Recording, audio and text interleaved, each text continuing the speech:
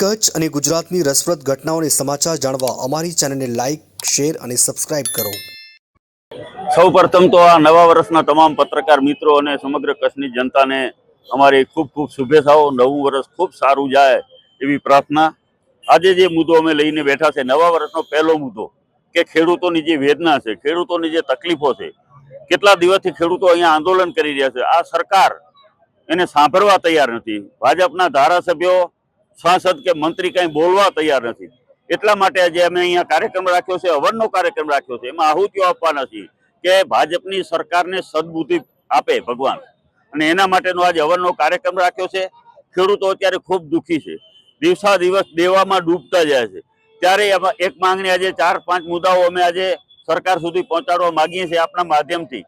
પહેલો મુદ્દો એ છે કે સરકારના લેણા માફ કરે. જો ઉદ્યોગપતિઓના લેણા માફ થઈ શકતા હોય તો એક વખત તમે ખેડૂતોના લેણા માફ કરો તો દેવામાંથી કાંઈક ખેડૂતો બહાર આવે. કોંગ્રેસની સરકાર હતી, જ્યારે નરસિંહ રાવની સરકાર હતી, ત્યારે દેશના તમામ ખેડૂતોના લેણા માફ કર્યા હતા. એના પછી આ સરકારને વારંવાર રજૂઆતો કરી છે, પણ લેણા માફ કરતી નથી. ઉદ્યોગોનો તમે લેણા માફ કરો, એને રાહત આપો, એને સબસિડી આપો, તો ખેડૂતોને શા માટે નહીં?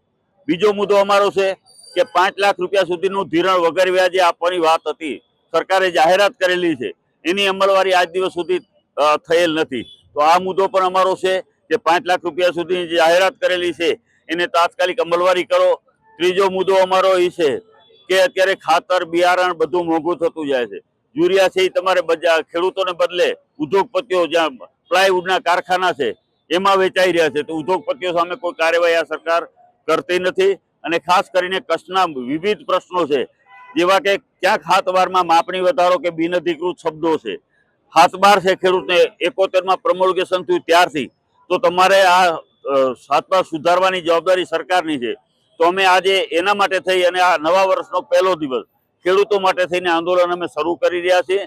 અને અત્યારે કિસાન સંઘ પર જુદા જુદા ગામોમાં એક રથયાત્રા કાઢીને રેલી સ્વરૂપે પર ખેડૂતોની વેદના લોકોની વચ્ચે જાય છે, જેમાં પણ કોંગ્રેસને માનવાવાળા ખેડૂતો પણ જોડાય છે.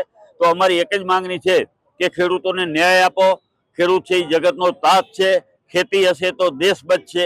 ખેતી બચાવો, દેશ બચાવો, આ મુદ્દો લઈ અને અમે અહીંયા બેઠા છીએ.